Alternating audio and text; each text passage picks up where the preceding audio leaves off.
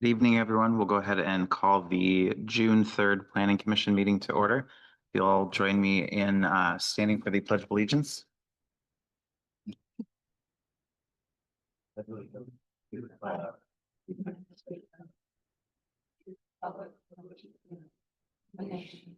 God, indivisible, with liberty and justice.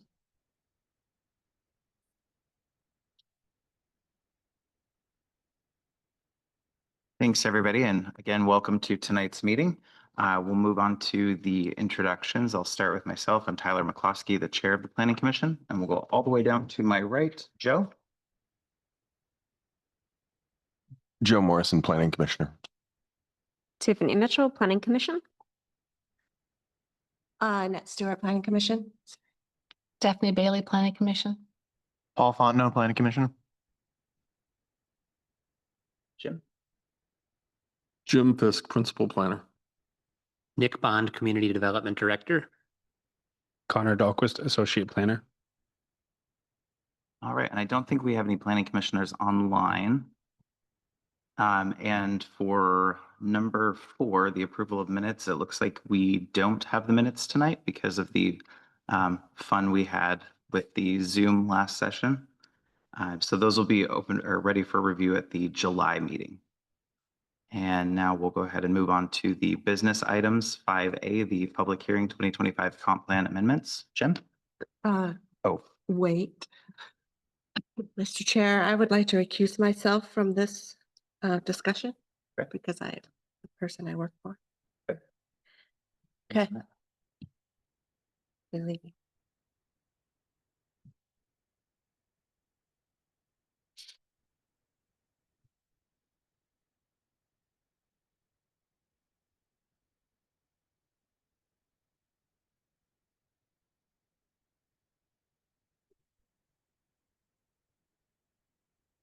All right, Jim?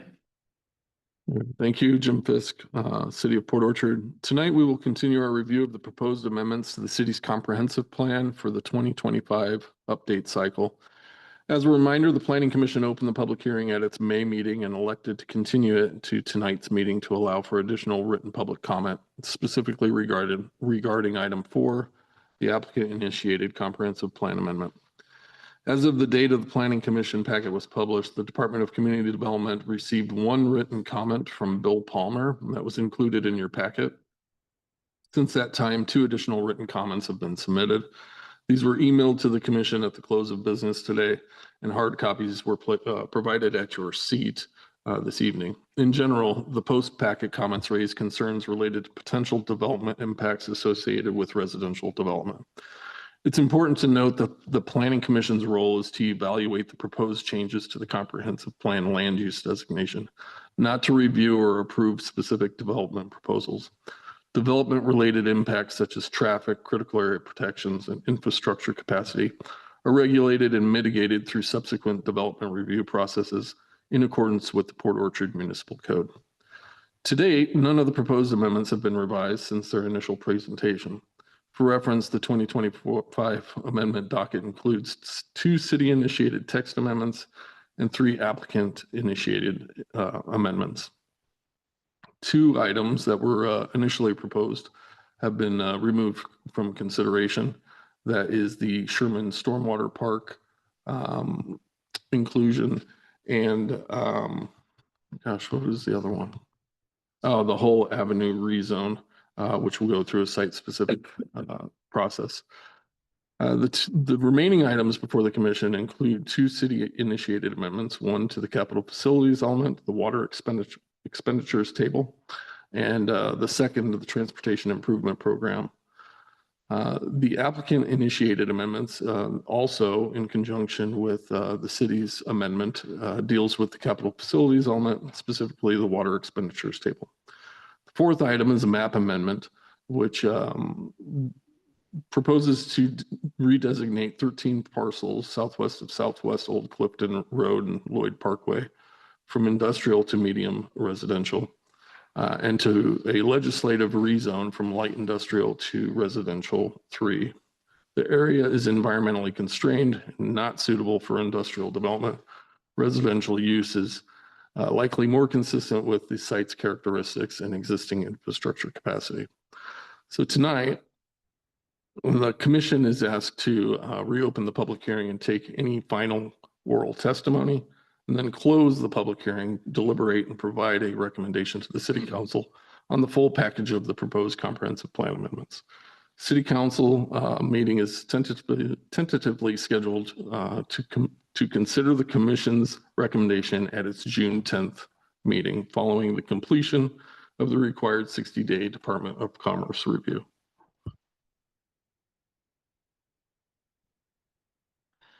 Thanks, Jim. On that, we'll go ahead and reopen it. It looks like we have one gentleman in the audience. If you would like to come up and speak for the public hearing.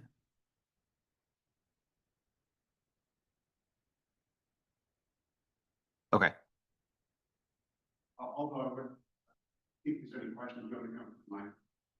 It's just for, yeah. It's not a question and answer Just for time. It's just for testimony, yeah. testimony. Okay. Okay. Only if you want to testify.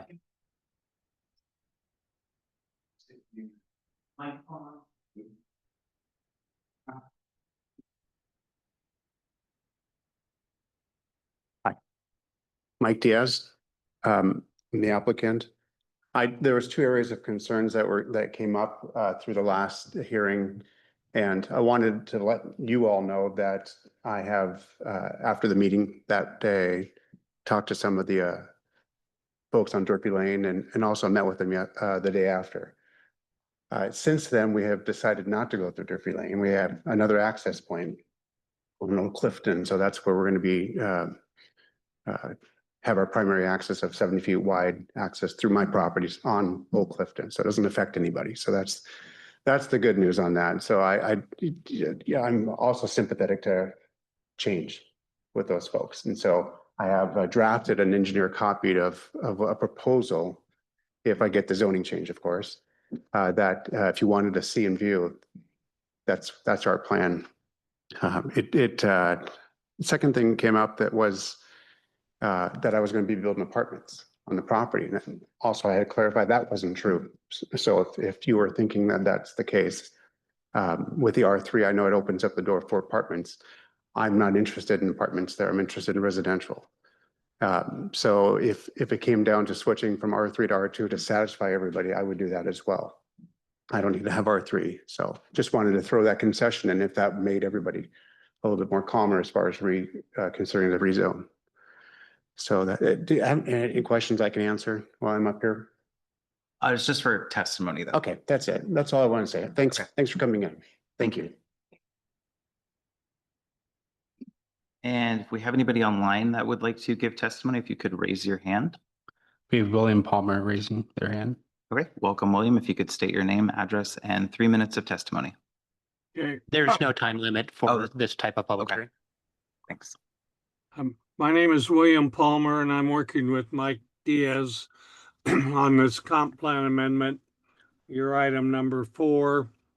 One thing I would like to emphasize is that when we submitted the application material, we provided some pretty extensive commentary relative to what makes a site suitable for industrial development. And I believe if you've read that you looked at some of the examples that were provided in the application material. And also we addressed the criteria that the city has for what amendments can be considered by the city. I won't go into the ones that probably don't muster up to the standard, but this is one that does. And there's been at least an 18-year period when this site was zoned industrial. I had even worked on a couple of proposals during that period of time, but nobody has stepped up to take the property on as an industrial site. Some of the information that we provided in the application material uh, indicated the challenges with the topography, where we would have to do extensive grading and filling in some areas in order to make it even work. And then we had the issue of access. The one exhibit that Mike has presented tonight indicates that there is a way to get access. However, that's for the subdivision, but not for industrial development. The graphics that we included in the comp plan amendment showed some extensive grading, and that was going to create a slope, still respecting the creek and its buffer, but that slope was going to make things worse if we were to try to get access, as tonight's graphic shows. All in all, I've worked on a lot of comp plan amendments over the years, mostly in Kitsap County, but in a lot of other jurisdictions too. And if you're looking for an application that meets the criteria of the code, and this is just one of them that measures up, whereas a lot of others are a bit more questionable. The last time we were at your public hearing, a lot of time was spent on the access to the north, to the west, to Anderson Hill Road. That does exist. At the time we prepared the amendment back in late December and early January, that was the only option, but as Mike Diaz just testified, we're working on another access point. To emphasize Jim Fisk's point, those are issues that are generally resolved at the time of, in this case, preliminary plat application, and things get worked out. There will be another public hearing process when the plat application goes through the city's processes. So it's not like you have to really make a decision about whether we've got sufficient access to the property when you have another whole public hearing process that the planning commission gets to participate in, and you'll be making a recommendation to the city council. So I don't see that as a particular hangup at the time of comp plan amendment. Since we met the criteria, we had an access. It may not have been the best back in January, or we knew we would be working on other options, and the one that Mike Diaz presented tonight is one of those options. So the other issue that came up last planning commission meeting was whether or not Mr. Diaz is planning to do apartments. And we've tried to make it clear from the initial application for the comp plan amendment that the object was to develop a subdivision and not for single family detached and not for apartments.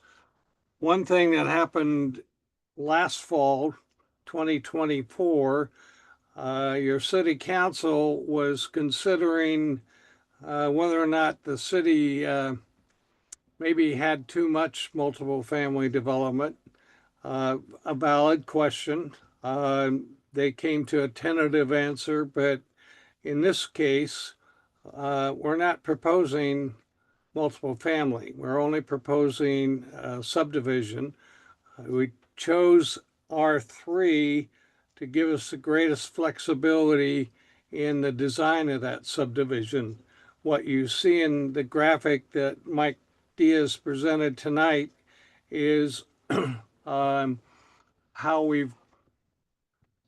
our thought process is going toward subdivision for single-family development. There's a lot of work yet to be done to make that proposal in the form of a preliminary plat application. So it appears to me that the Planning Commission's basic role here is to make the assessment as does the change from industrial to residential make sense? I think your answer has to be yes, it does make sense. Not trying to put words in your mouth, but we did a very careful evaluation of what would work on the site, and single family residential is the best. Could it be developed under R3 for multiple family? The answer is yes, but that poses some other construction issues that we didn't want to get into. So if you have any questions, I'm available for questions. Thank you, sir. Is there anyone else online that would like to give testimony?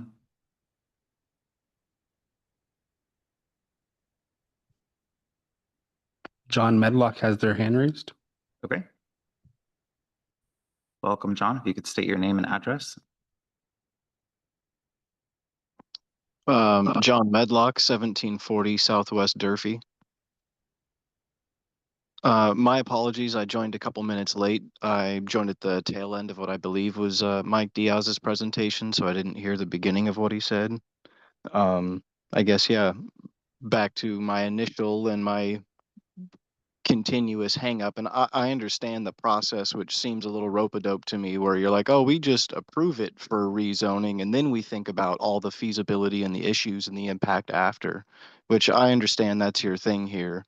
Like everybody keeps stating, you don't approve it, it stays industrial, nothing happens with it. Chances are no construction happens. There is no impact. There is no problem. There is no little points to be crossed and I's to be dotted, T's to be crossed. It just stays as it is. But then nothing happens with the land. Mike Diaz got to figure out what he's doing elsewhere. I understand that. You go to rezoning it.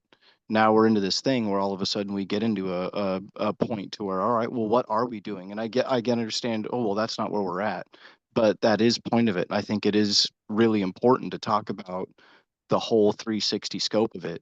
What are you doing with the land? How big is it? Where are you getting your utilities from? How are you getting your access to? And that might have been something that Mike Diaz touched on, but you're like, again, for the residents of Durfee, you're like, well, you guys are getting a little jumpy here. You're like, no, you told us you're coming through here. You told us this is going to be your access point. This is where you're getting your land, your water, your sewer, your power, your roads, your two roads, because you need road in, road out, like, I don't know what's happening, but the impact seems greater if you do change it. So I would implore to not rezone it, to leave it as it is, to have nothing happen because of those details that are important, that I think us getting strong armed for some big subdivision seems insane. And I think the city has a conflict of interest here, because you're going to make a lot of money off of X homes back there, and R8 homes don't really matter to what Mike Diaz is trying to do.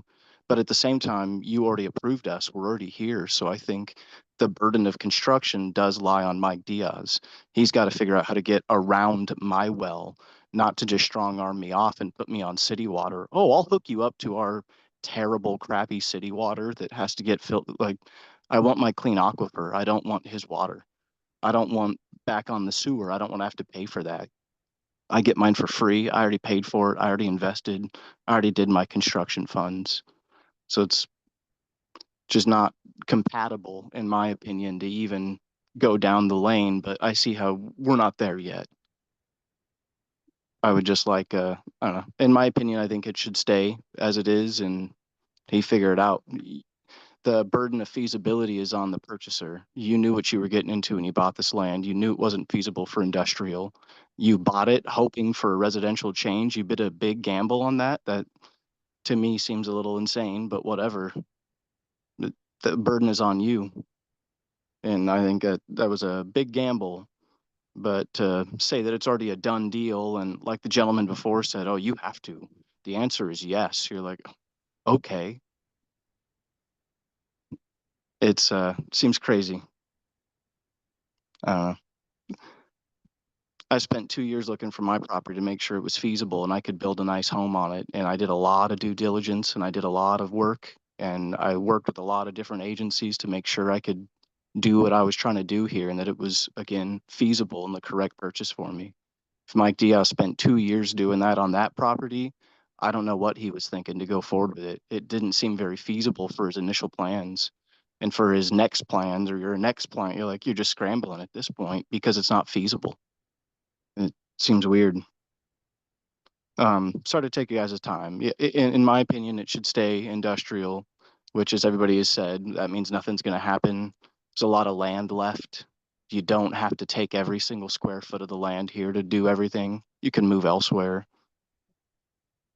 I don't know. Thank you, guys. Thanks for sharing. Of course. Thank you, sir. All right. Anybody else who would like to share online, please raise your hand. There are no other hands raised. All right. We'll go ahead and close the public comment portion of the public hearing, and I'll open it up for the commissioners. I'll start with Joe, if you'd like to say anything. Okay. Sydney? I don't think I have any other comments other than how much I, again, appreciate the engagement of the public on this and people who feel that they will be impacted. I would also like to just express thanks to Mr. Diaz and Mr. Palmer for your efforts to engage those who were impacted. I think that that means a lot. And I really appreciate that the big issue that seemed to be problematic for folks was the access point. I hope that you do go forward and actually work on making sure that that access point is something that is more amenable to the folks that are there so that it impacts them as less as possible. Hey, Tiffany. Stephanie? No, I appreciate the conversation. I'm glad we postponed this because it created the conversation between the property owner and the residents that live out there. So that's a plus. It's my understanding you've chosen the potential separate access off Clifton. Mr. Medlock, who just testified, I don't think he must not be aware of that. Yeah, and I went to most neighbors, try to find everybody. Oh, correct. Yeah, so that, yeah. All right. I don't have anything more at this time. Okay. Thanks, Stephanie. Paul? Yeah, over the past month, I've been thinking about this issue here and there, and it's kind of a little bit troubling to me on multiple fronts. One of them being the implications of what a decision like this could mean. It seems like a small rezoning, which that is what is on the docket tonight is a rezoning ultimately from industrial to R3. But I've been hearing a lot of back and forth from both sides about implications of this or that. One thing that does trouble me is this almost lackadaisical rhetoric about never there being industrial development on that property, and that troubles me a little bit in the idea that if we leave it in this current zoning, that there could ultimately be industrial development there in some capacity, and then we kind of be having this conversation all over again. But instead of it being a residential district, it's some sort of industrial development there. I'm sure where there's been industrial development all over the nation, there has been people who, generations before were saying this is never going to happen here. So that's had me a little bit troubled. There's also the issue of Mr. Diaz building through Durfee Lane or with proposals. And I do appreciate the work that he's done in terms of trying to find an alternate route in the proposals that he's had. But again, they're just proposals. And at the end of the day, nothing firm has been decided. And the other thing that is the implication that has been troubling me is the idea of Mr. Diaz going someplace else and developing this someplace else. And we coming back here, many months or years from now with another community who is upset that residential building is happening in their more former rural neighborhood and what the implications of that could be. I don't know. I've been thinking about this quite a little bit. I know again, right now we're dealing maybe a lot of these worries have been from the fact that it is just a simple rezoning. That's, as of right now, it's just one simple decision of going from industrial to R3.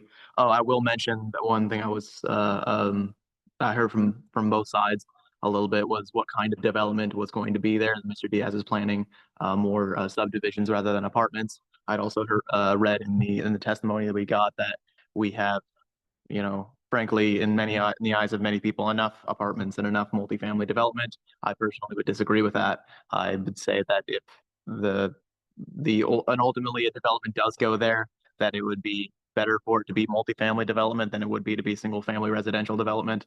That's just my personal opinion. As I said in last month's planning commission, these are opinions that I would move forward in the decision-making process once that issue comes up. The worries that I have in my own mind, in my own heart right now, come from the fact that this is just a simple rezoning and all of the implications on both sides. So, that's just what I wanted to express, and food for thought for the rest of the commission and anybody listening. So. Thanks, Paul. And on that, I will entertain a motion if somebody has one.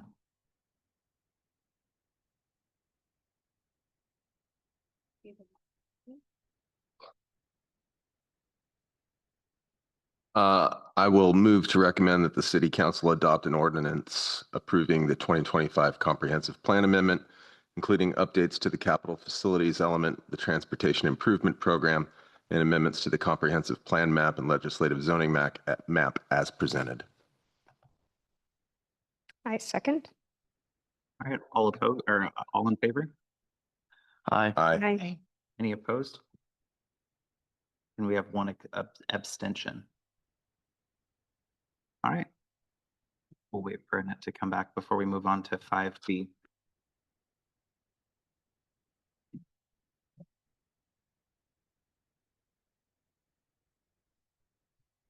Welcome back. And we're moving on to business item 5B, a discussion about middle housing grant deliverables. Is that Jim? Thank you. Before we move into the public hearing on the draft middle housing ordinance, we'd like to provide an overview of the city's work to date under the middle housing grant provided by the Washington State Department of Commerce. In 2023 and 2024, the state legislature adopted several housing bills, including House Bill 1110, Senate Bill 2321, and House Bill 1337, all aimed at increasing housing options in urban areas. These laws require cities like Port Orchard to allow a broader range of housing types, such as duplexes, triplexes, fourplexes, townhouses, all within areas traditionally zoned for single-family homes. To support this effort, the city entered a grant agreement with the Department of Commerce. The grant established phased deliverables to ensure timely and effective code updates. The first deliverable was the Middle Housing Options Memorandum. This was completed in-house by city staff. It evaluated the new state requirements and presented zoning alternatives and laid out a policy framework to guide future code amendments. This memorandum was shared with both the Planning Commission and the City Council and submitted to Commerce in June 2024, which satisfied the first year requirement of the grant. To support the next phase, the city worked with AHBL, our on-call planning consultant, to prepare 2 additional technical memorandums, which were provided in tonight's packet. The first is a design standards evaluation, and the second, an evaluation of the Port Orchard Municipal Code. These documents reviewed our current zoning and development standards and proposed specific amendments to bring the Port Orchard Municipal Code into compliance with state law. The findings in these memos informed the draft middle housing ordinance on tonight's agenda. Among the recommendations is a revision to the R1, R2, and R3 zones to permit at least 2 units per lot. While the city initially considered repealing the R1 zone, we instead chose to revise it to meet the Tier 3 requirements, which reflect Port Orchard's current population. The technical memos also suggest strategies to prepare for possible Tier 2 compliance in the future. In summary, the completed memorandums represent significant milestones under the grant and support the ordinance under your consideration this evening. Final adoption of the middle housing ordinance is required no later than June 30th to avoid Commerce's middle housing model code overriding the regulations in our municipal code. The grant deliverables are due to Commerce by June 20th. No action is requested at this time, but we wanted to acknowledge this work related to the discussion ahead. Thanks, Jim. We'll start with Paul. Do you have anything you'd like to say about the grant deliverables for middle housing? Yeah, just that it's good to see a lot of the work that's kind of been done, just over the past months and better part of a year. And I think that's moving forward with middle housing ordinance is a positive. Like I said in the previous issue on the docket, I'm in support of more multifamily houses, more housing diversity in terms of that, and I think this is a step forward with that. And yeah, full support with it. Thanks, Stephanie. Annette? Nothing. Stephanie? Nothing at this time. Jeff? Nothing. All right. Can go ahead and move on to 5C, the public hearing for middle housing model ordinance development regulations. Tonight's agenda includes a public hearing of the city's proposed middle housing. The site has brought forward a response to facility adopting state legislation. It is also necessary to implement the local policies of the 2024 comprehensive plan adopted by the city council in December 2024. The ordinance responds to the requirements of the local state laws, specifically House Bill 10, Senate Bill 2321, which requires cities to allow middle housing areas previously limited to families, and House Bill 1337, which expands flexibility for accessory dwelling, and Senate Bill 5154, which limits certain optional apartment. Proposed amendments are structured to satisfy the requirements of Tier 3 cities and must be adopted by June 30, 2025 to avoid the automatic application of the state's model code of middle housing. Since December, the Planning Commission has reviewed components of the proposed ordinance in stages. The complete draft was presented at the May 2025 meeting, and the current version incorporates feedback collected at that time. In summary, the proposed amendments allow us up to 2, 4, 6 dwelling units per lot, R2 and R3 zoning districts respectively. Establishes a new unit-based density approach and removes structure-based limitation. Introduces a unit lot subdivision process to support fee simple ownership. Updates the ADU regulations to comply with state standards. And aligns parking regulations with Senate Bill 5184. And also consolidates revised residential design standards into a clearer and more objective. Streamlines overlay district standards, meeting updates the informed village overlay, and creation of a single height of district applied citywide. The ordinance proposed revisions to over a dozen chapters of plan and adds a new chapter for concept. The secret determination of concept of defense petition on April 29th, 2025. The draft ordinance is submitted to the Department of Commerce for the required 60-day review. Commerce's comments related primarily to ADU critical areas have been addressed in the final draft. Staff probably noticed tonight's public hearing consistent with the requirements of Port Orchard Municipal Code 2125. Staff President of the Planning Commission over the public hearing accept public testimony, deliberate on proposed amendments, and make recommendations to the City Council. We have scheduled City Council action for June 17th, 2025, which is right at the end of Department of Commerce. And I'll give it back to you, Mr. Blossom. Thanks, Jim. We'll go ahead and open the public hearing. I think this might be short because we have nobody in the audience. Do we have anybody online? There is nobody online. We'll go ahead and close the public hearing. And if Joe has anything? Nothing. Tiffany? Nothing. Annette? Nothing. Stephanie? Paul? No, it's done. All right, I will entertain a motion. There is a suggested motion on page 79 of the packet.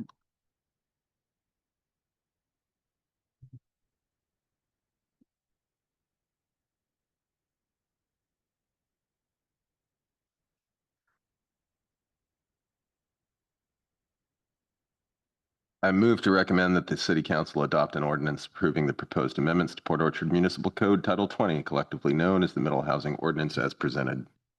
Second. Thank you. We have first and second, and all in favor? Aye. Aye. Aye. Any opposed? All right, passes. We'll-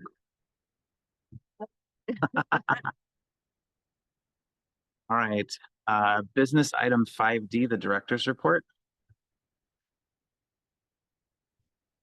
Yeah, good evening. I wanted to give the Planning Commission an update on our pre-approved ADU project. We've been working on this for about 9 months now, and we went live with the program on Friday.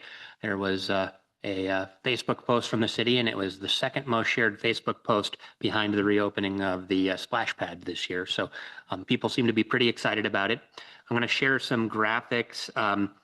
The first image here that's coming up on the screen, these are the 4 models that are currently available. We've given them names. The floor plans range from 480 square foot for a 1-bedroom unit called the Lille, which is a Norwegian word for little cottage. Each city got to pick the name of one of these, so that's obviously Paulsbo. And the rest of these are more familiar names. The 600 square foot unit, and then 2 options for 800 square foot units, one of which is 2 stories, so it has a small footprint but lots of interior space. So we have updated the city's website. I'm going to share that really quickly.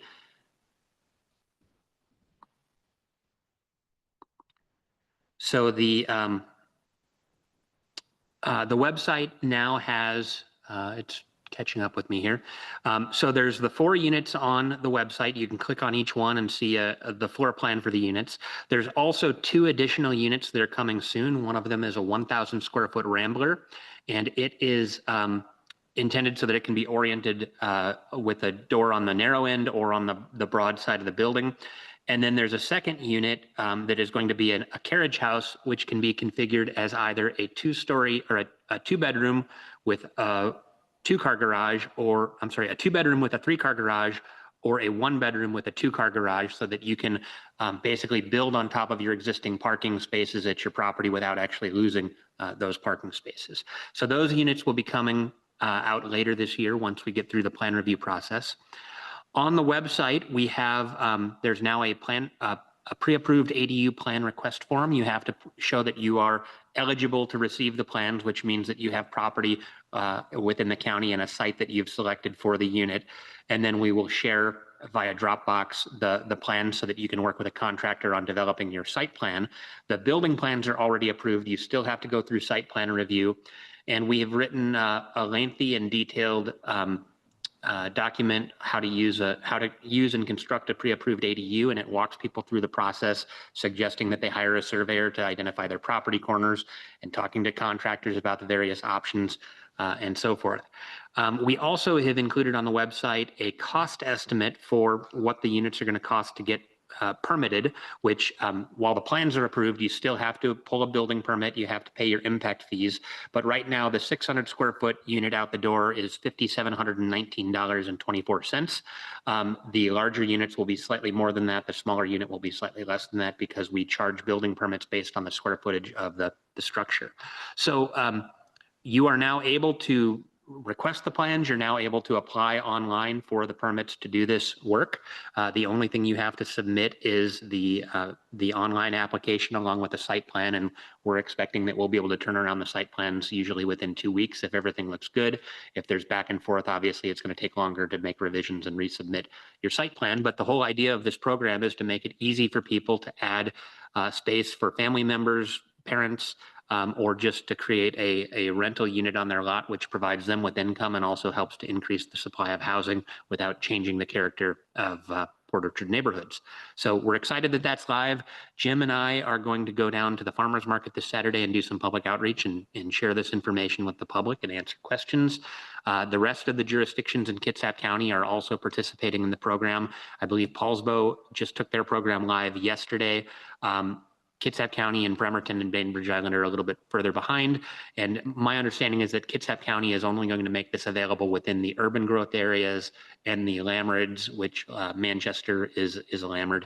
And the rural areas will not be able to use these without actually paying for the plans and going through a conditional use permit process. But more information to come from our neighbors. And I was just excited to share the news. So if you have any questions, I'm happy to answer. Very cool. You guys done a lot of work on that. Yeah. It was a team effort. I mean, Heather from Paulsbo was really the early champion on this, but I think every jurisdiction chipped in and worked together to get this thing approved. And it's we've got 2 more plans on the way, so hopefully those will be a little bit smoother now that we've gone through the process once before. Very cool. All right, anything else for the director's report?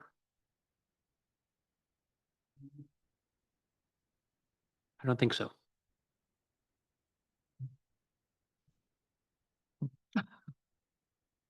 All right, so our next meeting is July 1st.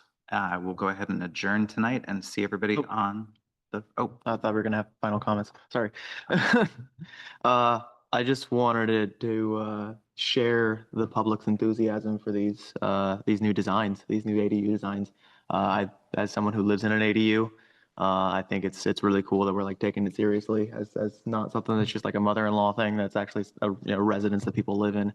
I think one of the big challenges in more urbanist-minded people in America is how do we take the sort of single-family residential design that most of our towns and neighborhoods have fallen into over the past decades, and how do we build that into something that's actually usable urban infrastructure? And part of that filling in that urban space is ADUs, and I think it fits the character well. I looked at the designs of these things and I really dig them. I think they're really cool.